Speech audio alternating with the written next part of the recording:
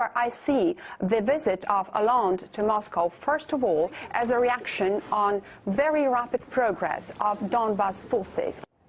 Last night's surprise visit to Ukraine by Chancellor Merkel and President Hollande came on the same day. The U.S. Secretary of State was also there, reiterating America's support to Kiev. As for Russia, John Kerry was not mincing his words.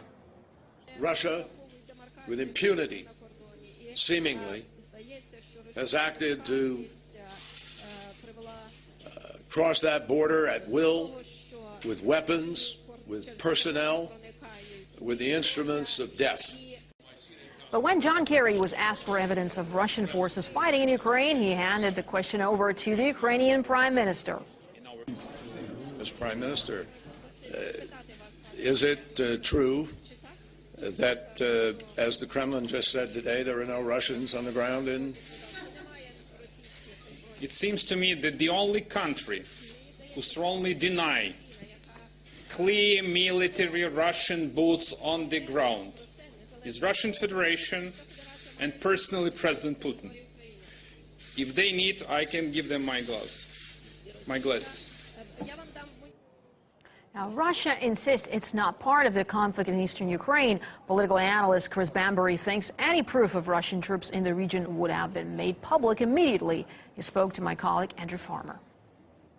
We hear Kerry and Yatsenyuk there once again accusing Russia of supplying troops to Ukraine. But is there some confusion? Because it was only last week, wasn't it, that we heard from Ukraine's military chief of staff who did seem to be saying something very different. We can just quickly listen to what was said.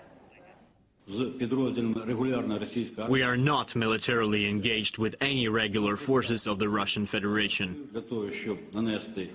Look, with all these claims and counterclaims and all this information that's coming out and people countering it, where do you think the truth lies? Because it is very difficult to ascertain exactly what's going on.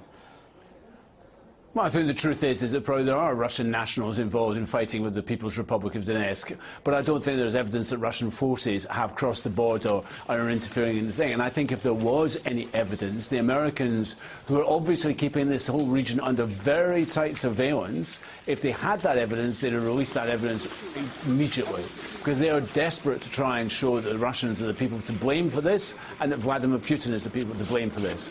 And John Kerry was there in Kiev talking about providing defensive weapons to Ukraine. I'd like to know what defensive weapons are. I mean, what's the difference between offensive and defensive weapons? But providing that weaponry for Ukraine. And we're seeing a very confused situation, because welcoming the ceasefire, I welcome the arrival of François Hollande and Angela Merkel in both Kiev and Moscow. But we also see NATO suddenly announcing it's going to be setting up bases in 8 NATO countries bordering the former Soviet Union. U.S. Senator John McCain, renowned for being one of Russia's harshest critics, has made yet another eyebrow-raising statement. I think that if we would have provided them with the weapons they need, they wouldn't have had to use cluster bombs. It's partially our fault. The use of cluster bombs by the Ukrainian army in populated areas was confirmed by Human Rights Watch back in October. As the watchdog stressed in its report, using such munitions in civilian areas may amount to war crimes.